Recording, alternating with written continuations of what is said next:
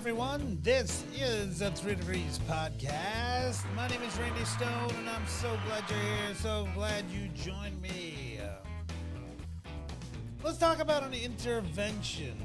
Let's talk about intervention. This is something that's been bugging me here this week. Is an intervention. What do you do? What do you do when you know somebody that needs help? Someone that needs help, they need an intervention. Maybe they're doing substances. Maybe they're just doing things they shouldn't do, and they need some help. They need an intervention. First thing you do when you know someone needs help or needs intervention, someone to intercede, someone to come in there and help stop a direction of life that is going on, okay? What is the first thing? How do we get this thing started? First thing we have to do, the first thing we do in an intervention is be honest. Be honest. First you have to go in with ground rules, and I would say this is the number one ground rule. Let's be honest with what's happening and what's going on. First thing off the bat, be honest. Say, hey, there's an issue. There's a problem. This is what we see. Next thing you want to do is ask some questions. Ask questions.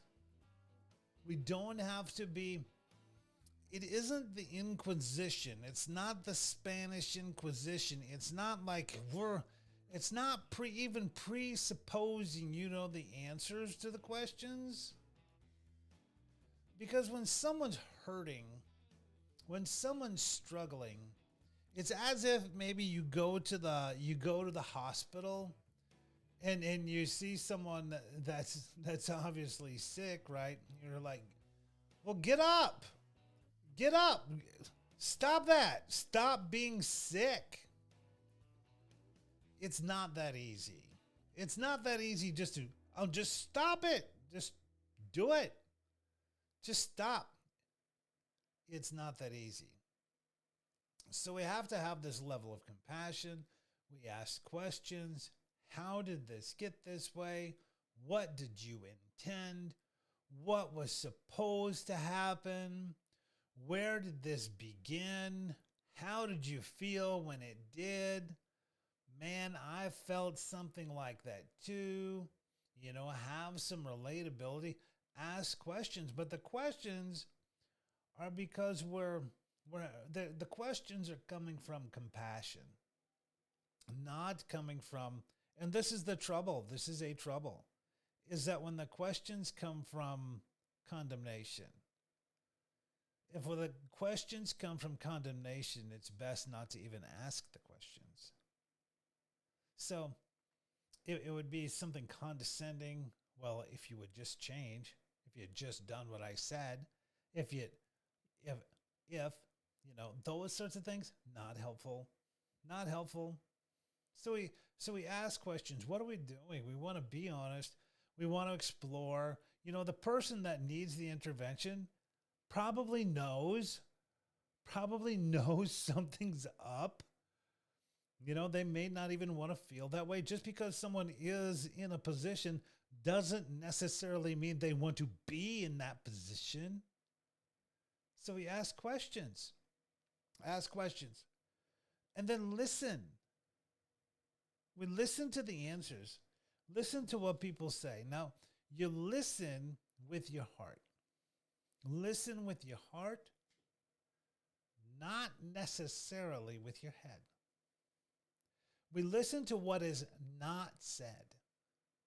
What are they not saying? What's not being revealed?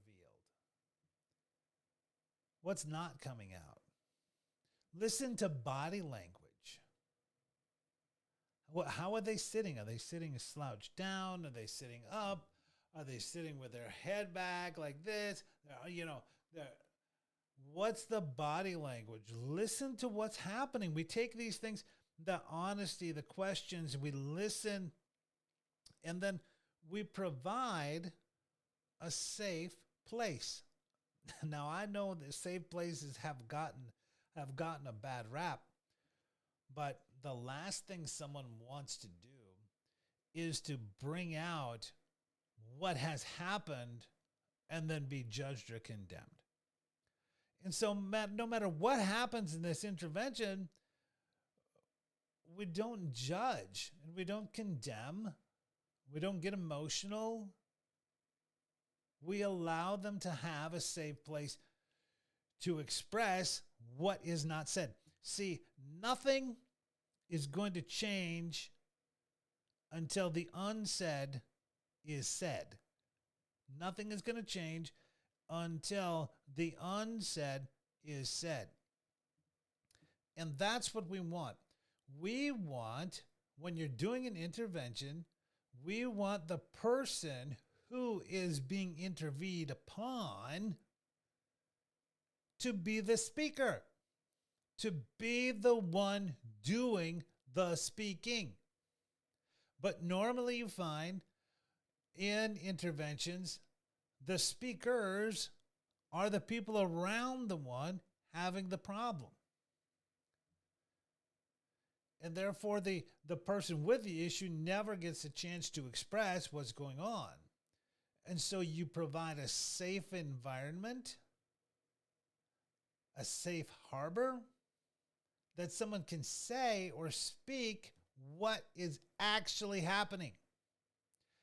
Like I said, unless we get to the unsaid, unless we get to the thing that is really happening, nothing is going to change. There's going to be zero change. Something might look good on the outside, but it won't last. It won't continue. We want to get honest. We want to get deep with what's going on. Now that doesn't mean we have to handle, a trauma. Doesn't mean we have to, if we're not licensed or trained counselors, doesn't mean we have to handle that stuff. It means we can point someone or help someone get help in the right direction.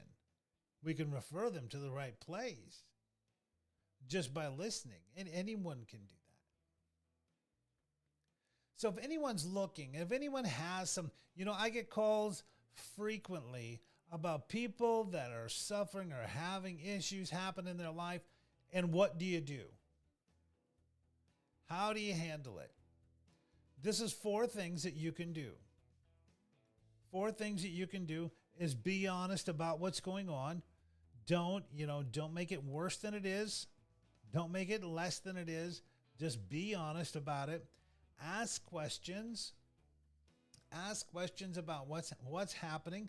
Listen to the answers. And provide a safe environment that someone can express themselves without condemnation, guilt, shame, and all those things. Because it's probably already going on. I know a lot of people who make mistakes are harder on themselves than anyone else could be.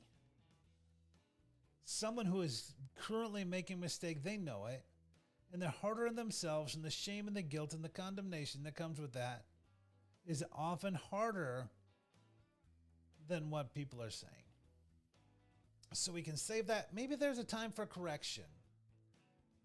But in the immediate intervention, it's really not time for the correction.